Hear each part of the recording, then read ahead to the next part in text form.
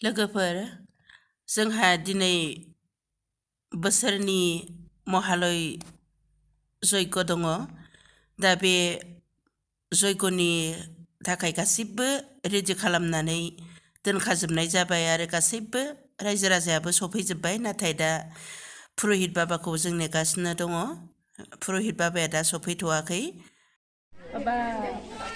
पुरहित माला फैबावगोन नेयै नेयै आंगायलायलांबाय लोगोफोर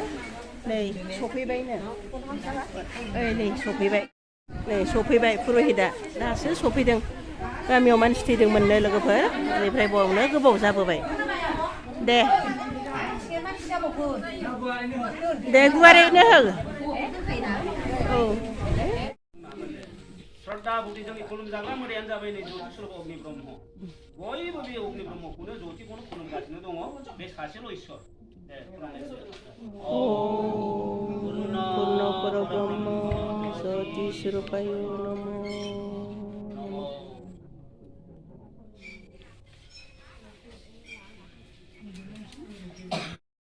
बेखौ जोङो सत बेबहार सत्य बेबहार मोजां बेबहाराव खालामनांगौ होनदों मा होनदों खायसे खामायनायनि मादाव एक फैसा इसोरनि नामाव हो होननानै बुंदों इसोरनि नामाव खरसा खालाम फुजानि नामाव खरसा खालाम सोरबा भिखारिनो बेखौनो एसे हर होननानै बुंदों पूर्ण परब्रह्म ज्योति स्वरूपाय नमो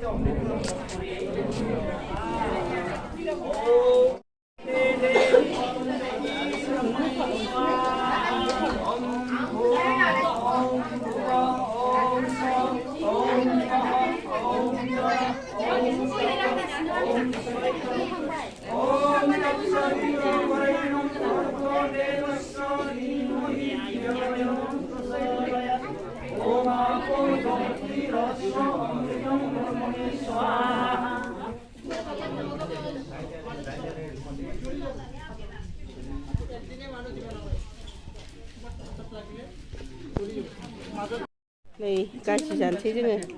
हा नै सा सफैलायबाय दानिया सामुरि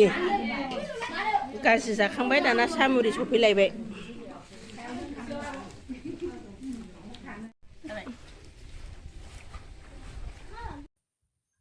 लोगोफोर फुजा जोबखांनानै नै दा भग होबाय दा जों भग जागासिनो दं लोगोफोर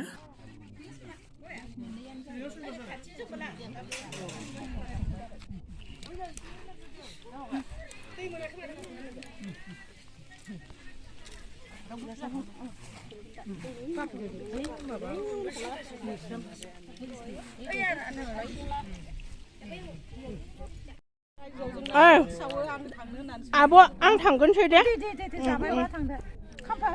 जाबाय गासिबो जाजोब्बाय माथो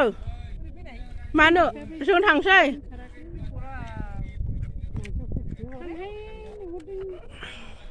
औ